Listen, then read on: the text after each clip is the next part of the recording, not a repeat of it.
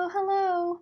Welcome to the video. This is Mia, and I'll be showing my final project for NMIX 4110. So, I really enjoyed the jukebox project, and for my final project, I wanted to continue exploring that and how I could incorporate music into code. Um, but this time, I wanted to take it up a notch and use another element of video into my webpage. And personally, I've always just loved watching music videos. I think oftentimes they stick with me more than the songs themselves. So I thought incorporating music videos would be a great way of capturing more attention from the user, and especially when it's like more of a nostalgic music video that resonates with all of us and our memories. Um, so yeah, without further ado, let's jump to the website and I'll refresh it here.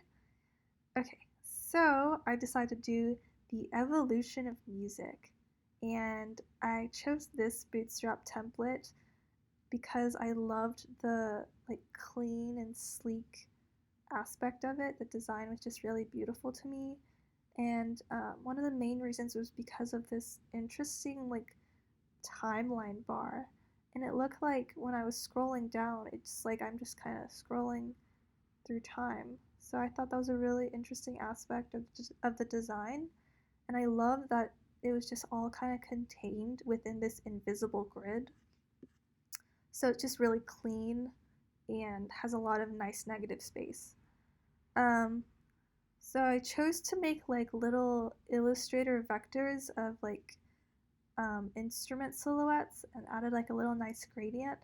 I think that's something that throughout the class I've really become a pro at, is just using my Illustrator skills and uploading screen PNGs onto the sites. I think that's something I really enjoy, bringing design into everything I love, including coding.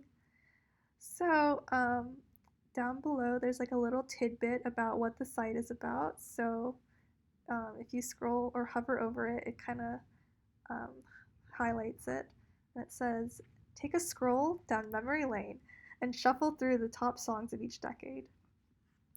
So if you go to the top up here, there's a link that takes you down below to the ProcessVideo. And if you click on it, as of now, it's a Beyonce placeholder video. Soon it will be this ProcessVideo that I'm recording. And then up here is a directory, and if you are just feeling like a specific period, you can just jump to it. And then if I want to go back, I can go back. Alright, so let's move down to the music. Alright, and you can just scroll, you don't have to click anywhere. Alright, so I decided to start off with the 60s, mainly because I think that's when music really starts to become it becomes incorporated with video. So I chose some of the popular songs of the 60s. If we click on it, we have the Beatles. Oh yeah, tell you something.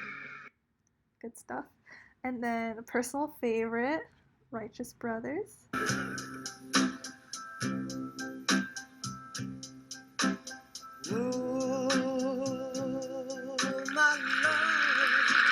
It's hard to pause.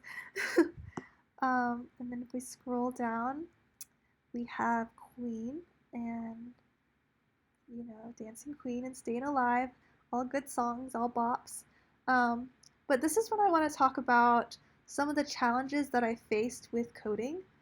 The template for Bootstrap, it came with these really beautiful slider gallery images, and originally they were just artwork, PNG files that you could kind of just slide through, and I love that. I thought it was so clean.